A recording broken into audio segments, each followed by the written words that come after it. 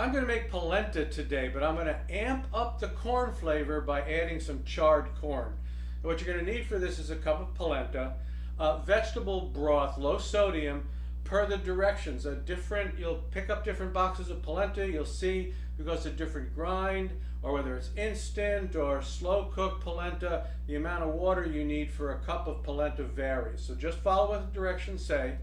A teaspoon of salt, an ear of corn, dehusked and soaked in water for about an hour, a quarter cup of butter, and a half a cup to 1 cup of grated parmesan cheese. You're not exactly sure how much, you just want to get the consistency right. So the first thing I'm going to do really is just get this corn going. So I put a little olive oil on there and I'm rubbing the corn, right? It's been husked, the husk's been removed. I'm rubbing that with oil. I'm going to put that under a high broiler and I'm going to rotate that until the kernels are nicely charred. So we'll be back when that's done. All right, the corn is charred. You can see this is kind of what I was aiming for. I wasn't trying to turn the whole thing black. This is basically what I wanted. And I let it cool down a little bit so I could handle it. Now I'm going to just remove the kernels. So I cut off a little bit of the end here. And I'm going to put this, I have a bowl inside a bowl. And so to remove the kernels, I just set that like that. I have a nice flat surface. And all I have to do is this. And conveniently enough, for the most part, they fall into this other bowl, and I don't have to go chasing them all over the place. Of course, some of them are rogue, as you can tell, and decided to take off, kind of like children sometimes, that they don't always listen. But, all right, we'll get that all. Or cats. Cats are actually worse than children. They really don't listen. All right, so I got this all down in here now. I got all the charred kernels. And what I'm going to do with that is I'm going to take about 1/3 of those. And I'm going to kind of puree them up a little bit because I want the flavor throughout, but I also want to be able to get some of the texture. So I'm taking about maybe 1/3 of what was in there, put them in here like this little mini food processor, and I'm just going to kind of puree them up a little bit. So I can shake that around, I get them down in there. So I'm just kind of breaking them up, okay? And you can see what I've got. I got this nice, almost like a puree, kind of like a paste.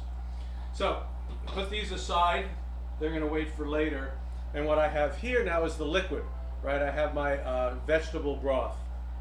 I brought this up just about to a boil.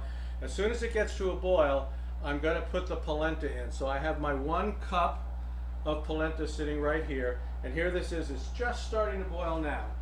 All right, so I'm going to put this in. And I'm going to mix it up like this, and then I'm going to have to turn it down to a simmer, a low simmer, and I'm going to have to stick with this and stir this. Now this is not instant polenta, this is the regular stuff. So I'm going to be standing here for about a half an hour until all of this liquid is absorbed and I have my nice creamy polenta. Once that's done, we'll come back. All right, I've been at this for a half an hour. My arm's pretty tired, but see, that's basically what I'm going for. You see there's no water left in there. Nice, thick, creamy consistency. So at that point now, I'm going to add my other ingredients. So here's the pureed charred corn, right? I'm going to add that in. And then I'm going to add in the still whole kernels. Add that in too.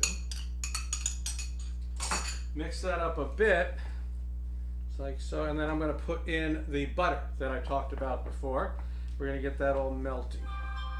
All right, so that's melting. And so what we're going to do after that is we're going to add some of this cheese. Now you want to make sure that it's, that it's not going to be too thick. I mean, that's really kind of what we're going here for. So I've got to add some Parmesan cheese once this is melted. Now I can eat this the way it is, right? I mean, I can serve it up like this, after I've got it all put together, and I can serve it up like that as a side dish. The other thing that I can do is I can spread it in a pan. Here's, I got a pan, and this is lined with some cellophane to make it easier to lift out. I can spread it out in that pan until it's like a polenta cake, and put that in the fridge for at least a couple of hours, or it can go overnight or whatever. and I cut it into pieces, and then kind of saute them in butter to heat them back up again. So that is something that I did in episode 152. So if you want to see that application, you can see it there. I've got this all mixed up like that, and I'm going to add a little cheese, and it's pretty thick now, so I definitely do not want to add too much cheese. Here's my parmesan, my grater. Like I said, it was talking about a half a cup to a cup. This is probably going to be more towards the half a cup side, because just depends on how much the liquid the corn adds to it, and what it does are exactly the opposite. It's more how much the corn thickens it, so I don't want to keep thickening it with more cheese. So put that through like that. And this is, I guess this is really kind of where I want to be. Look at that, right? It sticks to the spoon, but it's not congealed. So that is pretty much it. We are going to taste this, but not right now. I've got to let it cool down a little bit, or I'll burn the roof of my mouth. So we'll come back in let's give this a little chance to cool, maybe 10-15 minutes, and then we'll give it a taste. So it's cooled down a little bit, and it's ready to give it as a taste. Take a little right over here. So yeah, it's polenta, right? But you've got that real extra hit of the corn. I mean, this really, really tastes like corn. Because of the char, it has a nice, almost a smoky flavor, a little sweet. I mean, it's just really perfect. So that's it, folks. That's the charred corn polenta. See you next time.